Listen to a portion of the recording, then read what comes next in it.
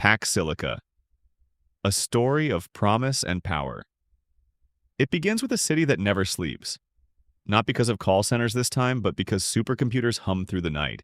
Chips are forged in clean rooms, and artificial intelligence is trained at lightning speed. This is New Clark City, and at its center lies a project called Pax Silica. Most Filipinos haven't heard the name.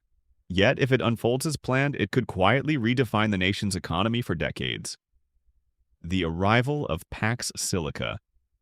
In December 2025, Washington, D.C. announced a coalition, Pax Silica. Its mission was simple but monumental: secure global supply chains for semiconductors, AI, and critical minerals, reducing dependence on any single power. By April, the Philippines had joined, offering 4,000 acres in Tarlac to build an AI-native industrial hub. This wasn't outsourcing, it wasn't call centers. It was an ecosystem designed for chips, cooling systems, and advanced manufacturing built from the ground up. The promise. The numbers dazzled. 190,000 to 300,000 jobs could emerge, not just in support roles, but in engineering, logistics, and research. Officials spoke of billions in investment, $40 to $70 billion, and revenues rivaling the remittances that have long sustained the economy. Finance Secretary Frederick Go called it a chance for the Philippines to stop standing at the margins of global industry and start shaping it. BCDA President Joshua Bingkong described New Clark City as a golden node, a hub meant to connect directly into allied economies. Supporters saw more than jobs. They saw leverage, a nation that manufactures its own strategic value instead of simply hosting other people's overflow work. The cost. But every bright story casts shadows. Data centers and semiconductor plants are hungry neighbors.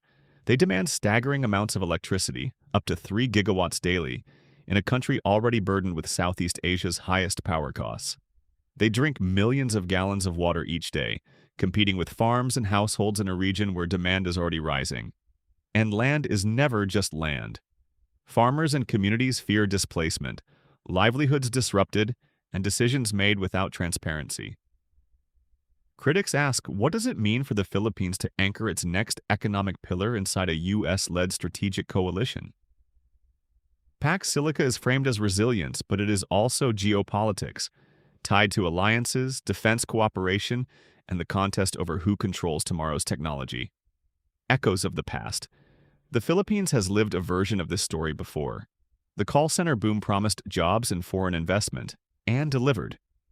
But it also tied the economy to decisions made in distant boardrooms. Pax Silica is bigger, more strategic, more capital-intensive. Yet the underlying question remains, when you build your future around someone else's supply chain, who truly owns the outcome? Supporters argue participation beats exclusion. Critics warn its dependency dressed as partnership. Perhaps both are true. The turning point negotiations are already underway, with a framework expected at the ASEAN summit in Manila. Whatever is signed will decide how electricity is allocated, how water is sourced, how land is used, and how much profit stays in the Philippines. So here's the story as it stands. Pax Silica could be the dawn of a Philippine tech era, or a deal whose hidden costs won't reveal themselves until long after the ribbon cutting. The servers are cooling, the chips are spinning, and somewhere in Tarlac, the future of an economy is being quietly negotiated. But whose future is it really?